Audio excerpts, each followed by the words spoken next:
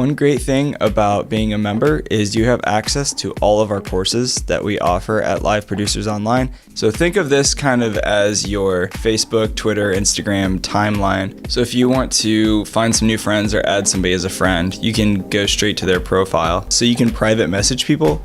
I'll click on messages. It'll show all the private messages that I have in here. So the discussion section is a really great area. Interact with other members, get questions answered, make new friends. We can see we have courses, member requests, track feedback. Members can access private webinars with teachers and weekly office hours to get real-time answers to questions. Get access to unlimited downloads of sample packs, Ableton devices, custom plugin presets, and more. So it's a really great way to interact, to ask questions, to help other members, and to really become part of this community.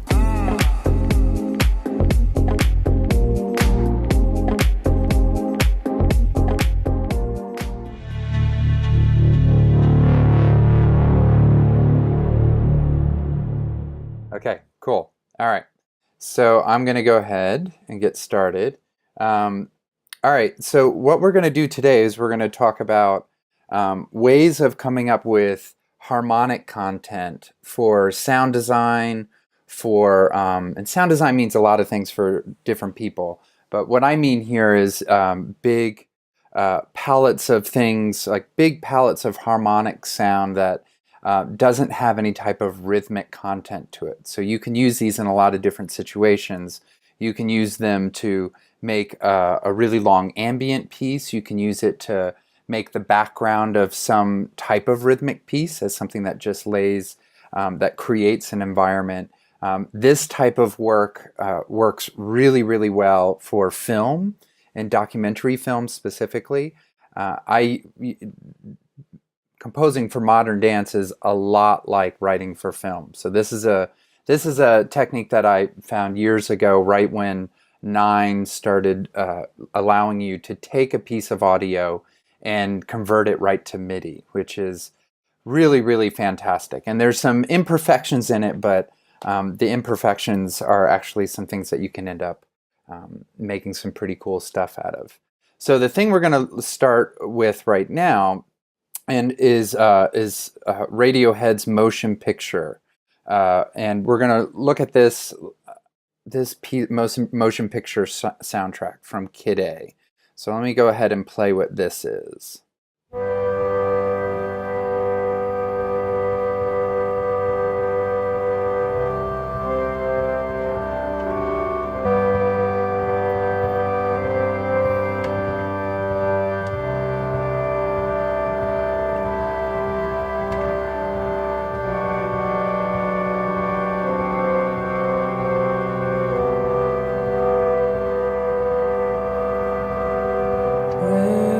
Okay, and we're going to take just that first part. That's what I'm going to take right now, just that first part before his vocal comes in.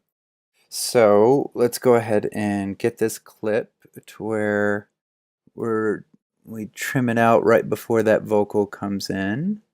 So let's see, I think it's right around here. Right over here. Okay. And right here. Okay. Right about there. All right, let's make sure that's right. Yep, perfect. Okay, so now we're going to select that part and crop it. Okay, so we get just that section. So now we have just that part of audio, right? And we want to take this, and so there's 2 ways that you can switch something from audio to MIDI. You can right-click on it, which is something that I do, and then you come down here. And for right now, what we want to grab, this is a harmonic thing. There are 3 different algorithms that Live uses to convert audio to MIDI. Harmony, melody, and drums. And so those are relative to the types of things that you're switching from, whichever ones that you want to.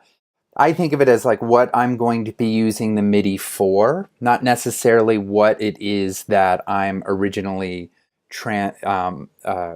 morphing from, right?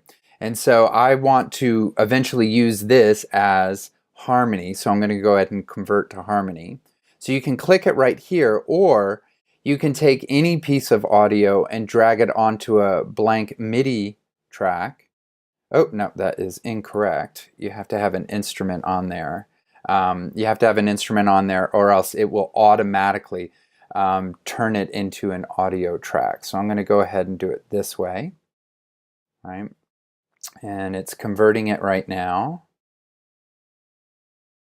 New computer, so 16 gigs of RAM, so that's moving pretty quick. So that's pretty cool. All right. Okay, so let's get rid of this MIDI track. And so what Live does is it actually populates the instrument with something that it chooses, right? And right now it's chosen analog, right? And so this audio right here, this waveform right now, has been turned into, this is what Live has decided that that it saw. This is how it interpreted it and how it converted it into it, right? Okay, so let's go ahead and take a look at this now. And so this audio, this MIDI right here, it's going to have some imperfections, right? It's not going to sound exactly like it. So let's hear what it sounds like with the instrument that Live chose.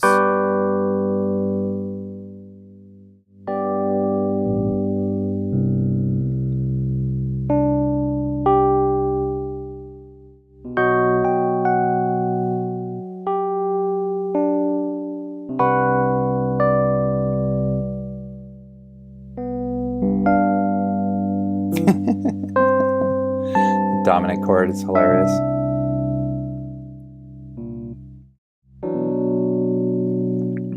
Right? So we can hear that there's some wrong notes in there. So what you want to do is you want to find out what key originally this is in. So this song is in G major. And so if I go over here and I make sure that fold is on, then it shows me every single note that is in this MIDI clip right now. If you unfold it, then it just shows you every single possible area where a MIDI note could be. And we want to work in here. And so the key of G that this tune is in has 1 sharp.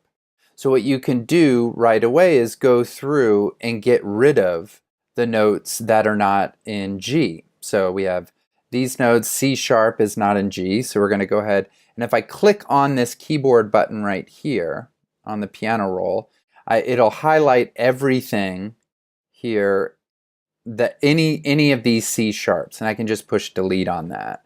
And so there's no F natural in G major, there's no D sharp, there's no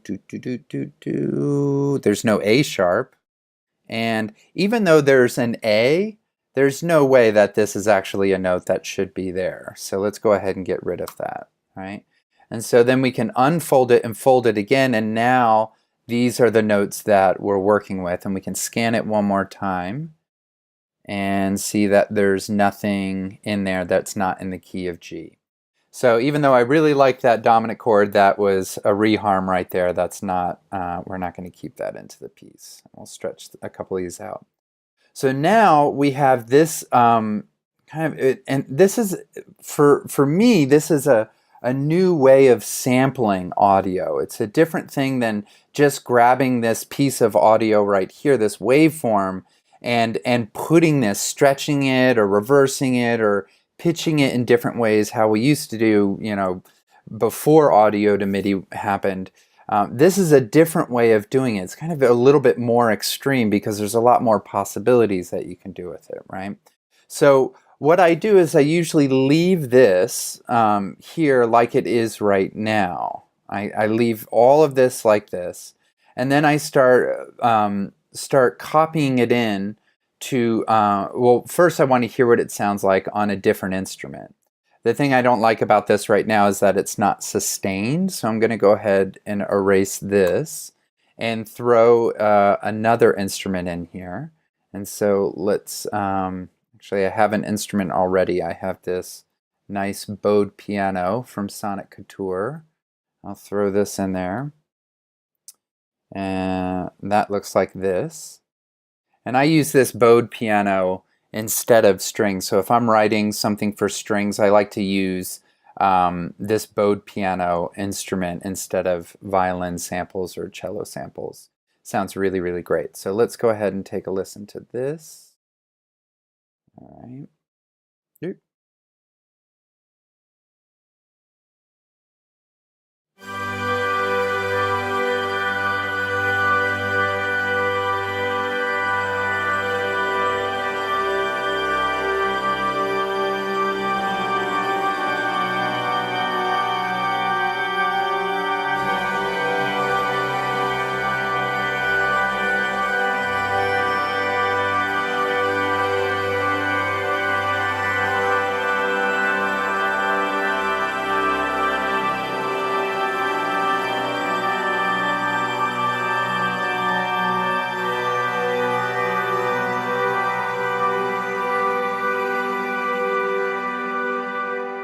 Right, so that's already sounding really, really great. And what you could see what I was doing in there is that you'll have a lot of notes that either like right here where it's split, you can extend those notes if it doesn't need another articulation. Go ahead and extend that. And then there were a couple of notes that weren't holding all the way to the next chord change and they were dropping out a little bit. And you want to decide whether those are passing tones that you want to keep. You know, if they're passing tones that need to move and change, then you don't want to lengthen them out. But you can go in and now all of this stuff is malleable, much more malleable than anything in here. And any plugin that you could do messing around with just audio. One of the coolest things is that you can change the actual instrument that's playing this. So we went from a pump organ to this cool extended piano by Sonic Couture, this bowed piano sound, right? And so the other thing too is like now we can extend this out. So we can take this and we can slow down the tempo of it, and so that this lasts a lot longer. Right, so let's take a listen real quick.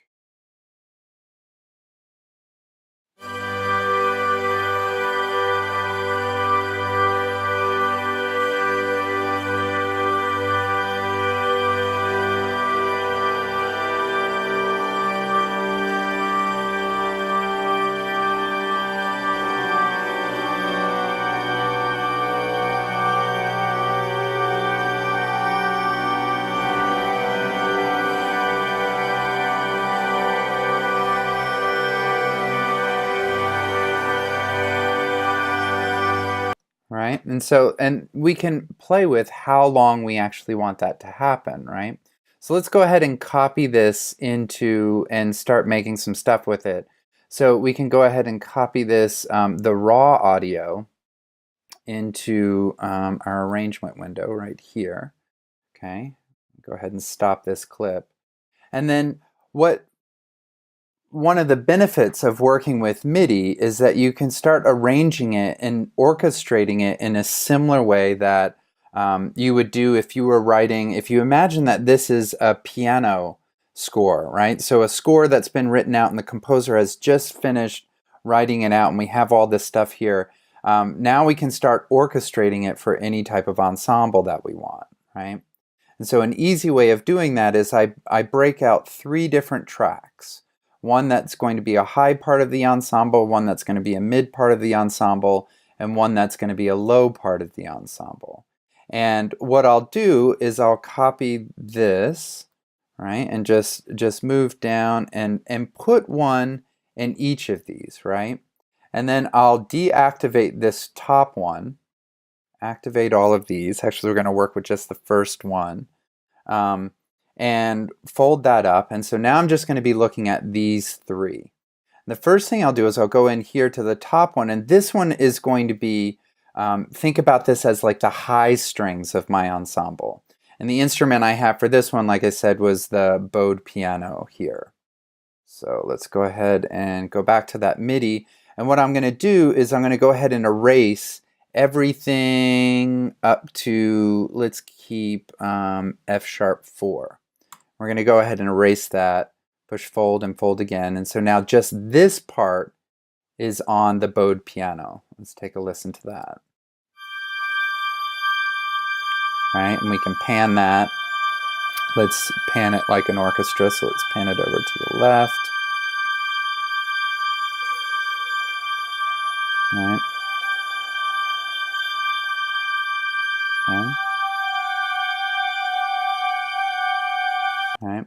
And then let's go ahead with the mid-range and look at this MIDI. And we want to right away, we used all of these up here, so let's erase all of those. Double check our work. F sharp is still there.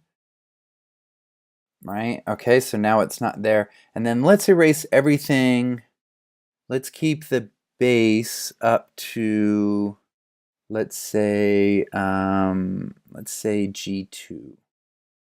Okay, so we'll erase everything. So now the mid just has this middle part right here.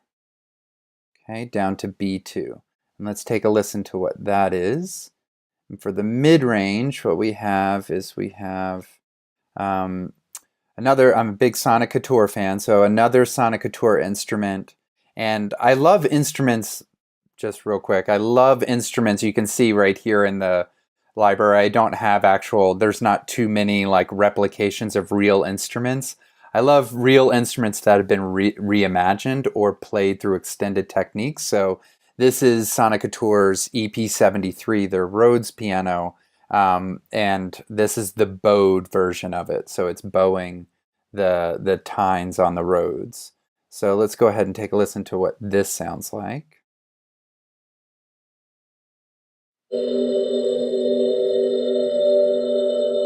That attack is a little intense.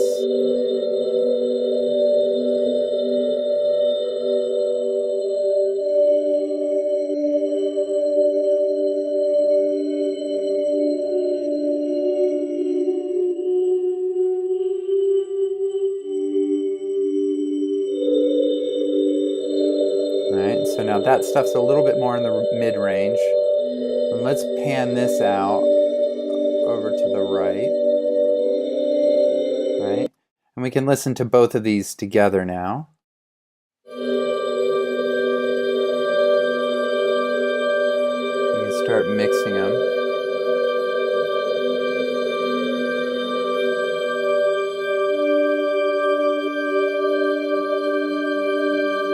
Let's get a little bit more release on the bowed Rhodes. We've got some reverb also we can add.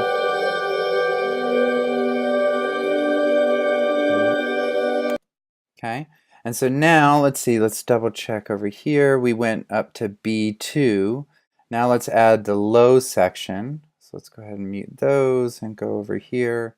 And in the low section, we're going to use another Sonic Couture instrument called Nova Chord, which is a really, really great, it's a great synthesizer all around, but it's an awesome, awesome low end. Have it on the preset pillow book. And let's see, B2. So then we come here and we erase everything above B2. Okay. And let me double check. Did I have B2 in that? Yes. So let's get rid of B2 as well. Okay, cool. And let's take a listen to this. All right.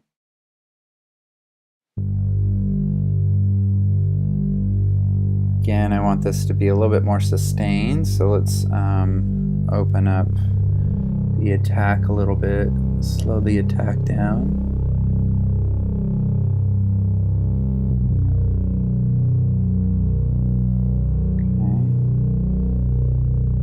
Let's turn this up a little bit. Cool. And we'll keep the low end in the center. Okay. And let's hear what these all sound like together.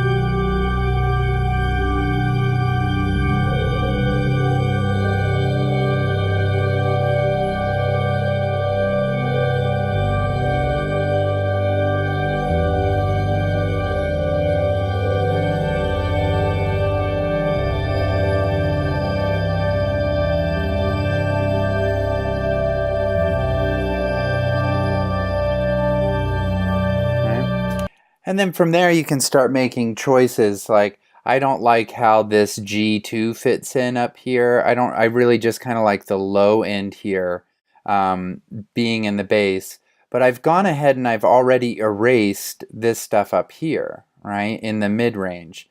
And I want to take some of this that's in the low, kind of everything that's not one of these low notes right here, and I want to put them back into here. And that's why you don't manipulate this one. You don't edit this one. This is the one that you originally started out with. So what I can do is I can copy and I can paste that right back on top of it. Here we go. All right, V. And then go back in and I can make some other decisions. So this one was really quickly. Let's fold this back up over here. Let's look at this one down to F#4. So erase all of this stuff, delete it, and fold and unfold, right? And so we want to get rid of all of these low bass notes because these are the only ones that are going to be in the low part. So let's go ahead and get rid of everything. Let's keep B1 in the bass. Okay, so we're going down to C2. So here now we're going to erase everything, erase this guy, and this guy, and this guy, and this guy, and leave this. Okay, let's take a listen to that. That's going to be a little bit better.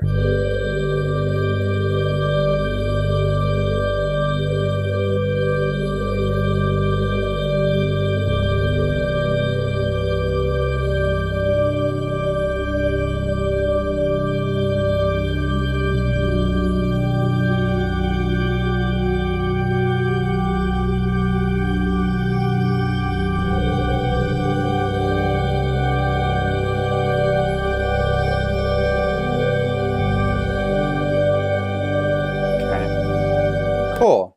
And so that's starting to sound a lot better, a little bit more smooth. One thing another thing that Ableton will do is it will, when I'm converting something from audio to MIDI, I'm usually going to change the instrument. And so if I'm sticking with one instrument, so if I'm taking all of this MIDI right here and I'm just going to use it in a piano part, then I would probably leave a lot of this velocity the same and maybe just tweak some things, like something down here where it's very different than the top one, right? But usually I'll try and leave what it has there so that there's some sort of performance aspect to it or some of the original volume changes in it. But since I want to effectively make this something that's my own, right, I'm going to go ahead and even out the velocity on all of these, right? And so I can take this, bring it down, and then just bring it up again. And that's going to make for a lot of what I'm hearing right now is there's some parts that are jumping in and jumping out. And if we had a lot more time, I would spend a lot more time messing with this to where that didn't happen. That was a lot more smooth, right? So I'll even these out a little bit.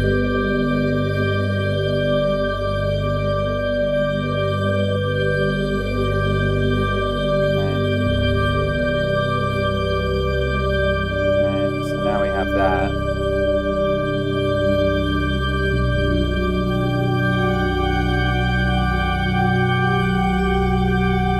And we have a little bit more balanced sound.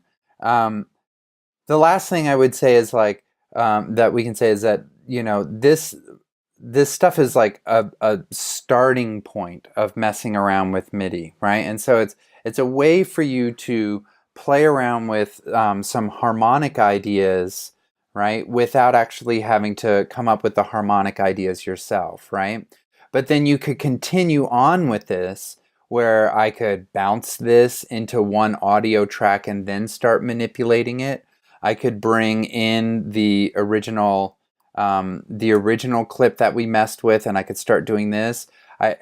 Mixing that in with this. I could put this to where every single note, instead of a group of 4 or 5 notes, I could make every single note a different instrument, which is something I've done in live performance as well, which gives you this really cool spatial thing. And then you can continue to mess with tempo. So you could stretch this out and double the loop and stretch the loops out. You could mess with different types of volumes and fades. And when I do something like this, it's not so much that I want to use this harmonic progression, these four chords.